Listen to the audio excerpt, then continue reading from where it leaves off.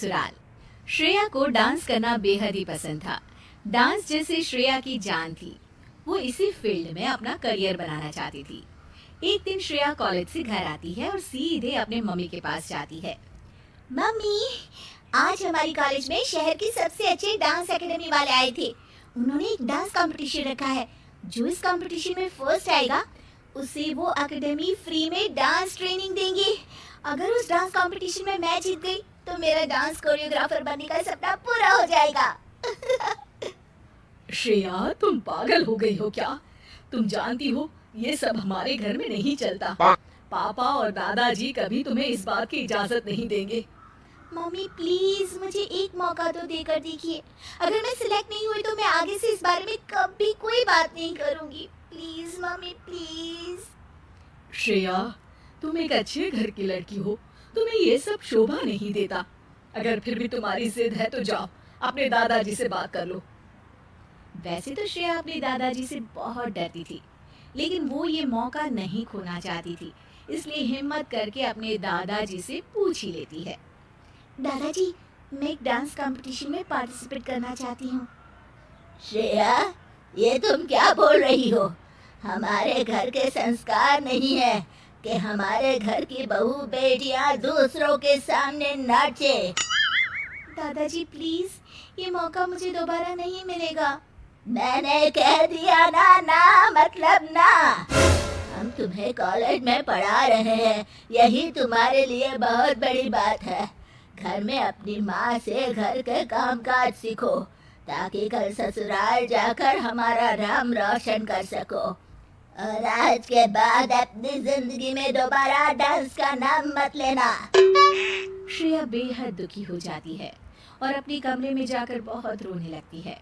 उस दिन के बाद से श्रेया को कभी डांस करने का मौका नहीं मिला।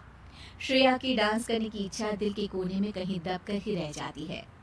श्रेया के परिवार वाले बेहद ही पुराने ख्यालात के थे, इसलिए उन्होंने ग्रेजुएशन के बाद श्रेया की शादी कर दी। वो अपने ससुराल आ गई और बखूबी अपने ससुराल का काम संभालने लगी, क्योंकि श्रेया को तो यही सिखाया गया था कि तुम एक लड़की हो, तुम्हारा काम सिर्फ घर संभालना है, अपने सपने पूरे करना नहीं। ऐसे ही श्रेया की जिंदगी बीत रही थी। एक दिन श्रेया के ससुराल में कोई नहीं था। घर का हर सदस्य किसी न किसी काम से बाहर गया हुआ था। श्रेया म्यूजिक लगाकर डांस करने लगती है। वो डांस में इतनी खो जाती है कि उसे पता ही नहीं चलता कि कब उसकी सास वहां आ जाती है। अरे श्रेया, तुम डांस भी करती हो? सास की आवाज सुनकर श्रेया घबराकर म्यूजिक बंद कर देती है। घबराहट में श्रेया के पसीने छूटने लगते हैं। वो सोचती है कि अगर इस बात की शिकायत उसके मायके में कर दी तो क्या होगा। माँ जी, मुझे माफ कर दीजिए, मुझसे गलती हो गई। अरे बेटा, इसमें माफी मांगने वाली क्या बात है? हमें तो पता ही नहीं था कि हमारी बहू रानी इतना अच्छा डांस करती है, और तुमने हमें कभी बताया क्यों नहीं? श्रेया अपनी सास के मुंह से ऐसी बातें सुनकर आश्चर्य में रह जाती है। अरे बेटा, घबरा क्यों रही हो? बात करो मुझसे। जी, मुझे घर में मना किया गया था कि ससुराल जाकर मुझे इस बारे में कोई बात नहीं करनी है।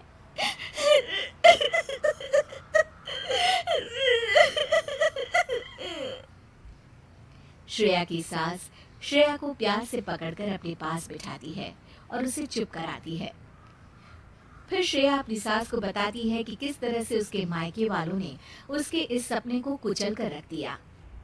मुझे तो आश्चर्य होता है बेटा कि इस जमाने में भी लोग बेटियों पर इतनी पाबंदी लगाते हैं।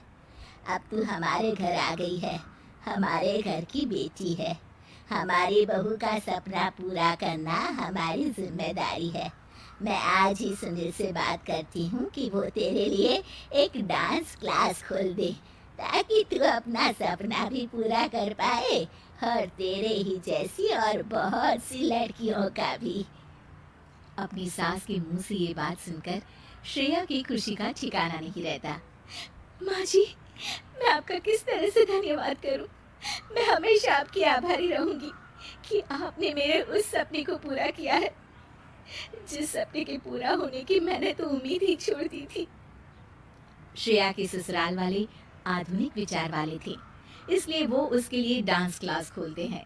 धीरे धीरे श्रेया का डांस क्लास एक बड़े एकेडमी में तब्दील हो जाता है।